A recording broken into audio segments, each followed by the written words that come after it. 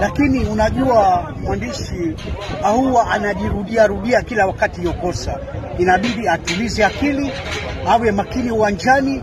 Unajua mwandishi, mechi hizi za kimataifa ukikosa nafasi moja ina cost team. Inatakiwa uwe makini sana katika finishing.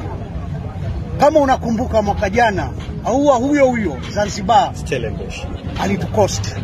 Kwa hiyo ajirekebishe, ni ujumbe wangu kwake, na nimwambie kwa Kiingereza kwamba Jean Charles Ahoua, we Simba fans and members request you that be very positive while playing and be very careful.